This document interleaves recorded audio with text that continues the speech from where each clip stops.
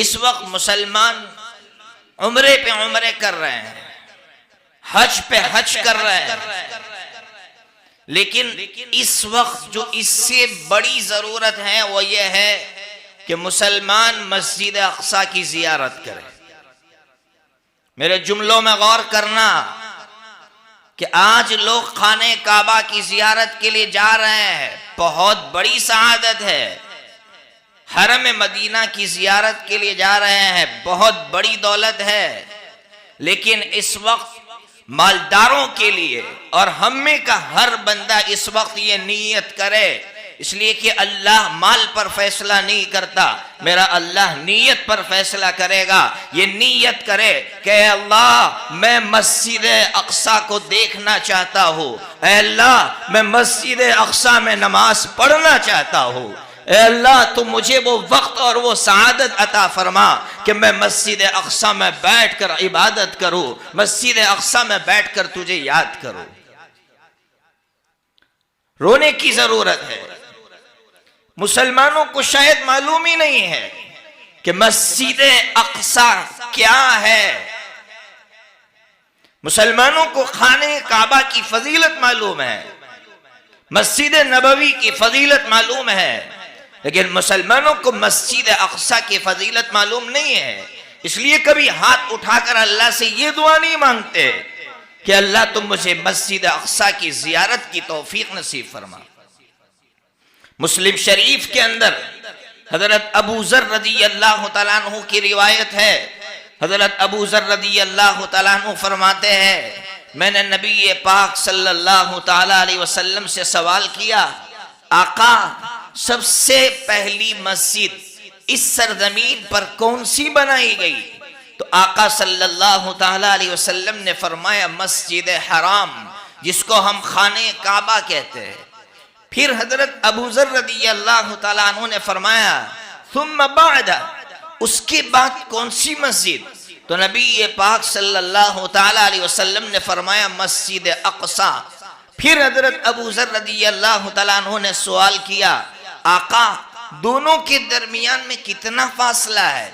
दोनों मस्जिदें बनी, दोनों मस्जिदों के दरमियान में फासला कितना है? तो आका सल्लल्लाहु तआला अलैहि वसल्लम ने फरमाया 40 साल का फासला है, सिर्फ 40 साल का फासला है। मस्जिद हराम और मस्जिद अक्सा की तामीर के दरमियान में सिर्फ 40 साल का फासला है।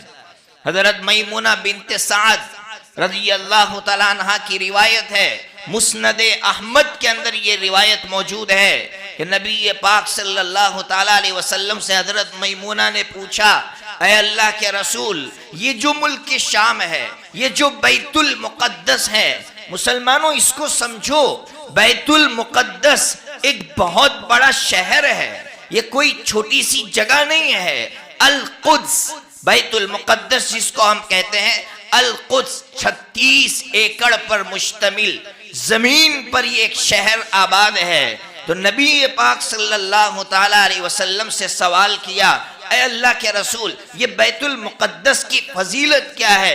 आका सल्लल्लाहु तआला अलैहि वसल्लम ने अजीब जुमला इरशाद फरमाया कि अल्लाह ताला जब मैदान महशर कायम होगा, सारे लोगों को जमा भी वहां फरमाएंगे और वहां से अल्लाह रब्बुल इज्जत हिसाब किताब शुरू करेंगे।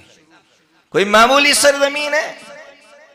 अब्दुल्लाह इब्न उमर रज़ियल्लाहु तआला अन्हुमा की रिवायत इब्न माजा के अंदर मौजूद है कि नबी पाक सल्लल्लाहु तआला अलैहि वसल्लम ने फरमाया कि हजरत सुलेमान अलैहिस्सलातु वस्सलाम ने मस्जिद अक्सा की तामीर करने के बाद 3 दुआएं मांगी। उनमें से तीसरे नंबर की दुआ ये थी कि ऐ अल्लाह, जो इस मस्जिद में आकर नमाज पढ़कर निकले तो अल्लाह इसको इस तरह वापस लौटाना जिस तरह वो माँ के पेट से निकलता है। इतनी बड़ी फजीलत, लेकिन कभी हमारे दिलों के अंदर आरजू पैदा नहीं हुई।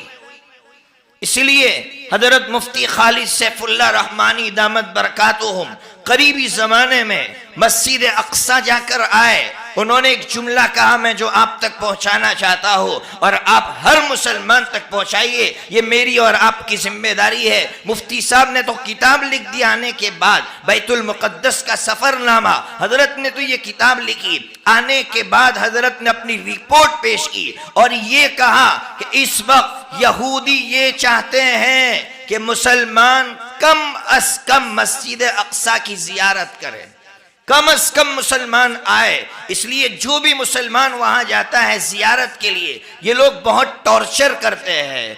15-15 घंटे तक इमिग्रेशन ऑफिस में बिठाए रखते हैं, परेशान करते हैं। उनका मकसद यह है कि मुसलमान मस्जिद अक्सा की जियारत के लिए न आए, ताकि वो दुनिया को ये बता सके कि मुसलमानों का रिश्ता सिर्फ मस्जिद हराम से है, मुसलमानों का रिश्ता सिर्फ मस्जिद नबवी से है, मुसलमानों का रिश्ता मस्जिद अक्सा से नहीं है। तो अब मेरी और आपकी और हर मुसलमान की जिम्मेदारी है कि आज से अल्लाह से ये दुआ मांगे कि अल्लाह, अगर यहूदी ये चाहते हैं कि मुसलमानों का रिश्ता मस्जिद अक्सा से न रहे, तो अल्लाह मैं चाहता हूं कि मेरा रिश्ता सबसे ज्यादा कवी अगर किसी मस्जिद से हो तो मस्जिद अक्सा से हो, ताकि ये यहूदी दुनिया से ये ना कह सके कि मुसलमानों का मस्जिद अक्सा से कोई रिश्ता नहीं।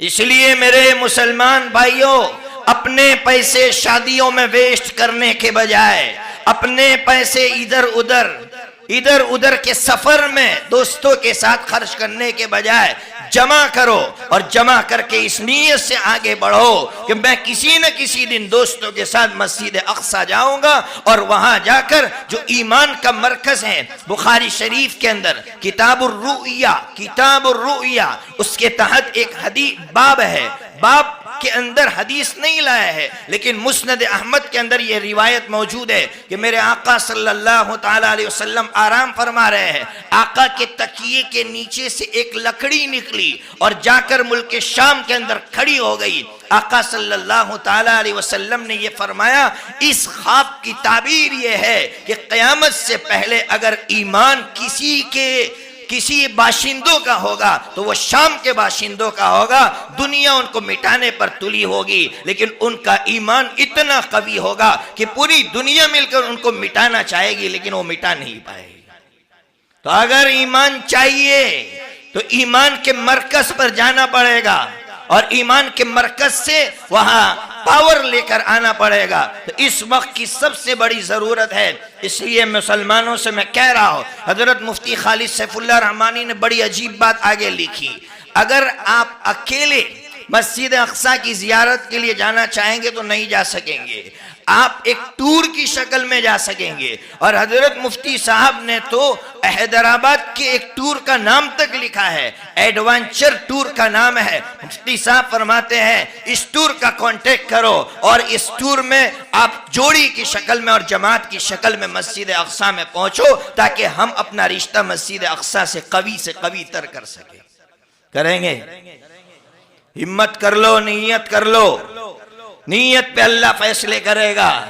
कसम खुदाए पाक की, कितनी बड़ी सआदत होगी जब हम वहां पहुंचकर 2 रकात नमाज पढ़ेंगे।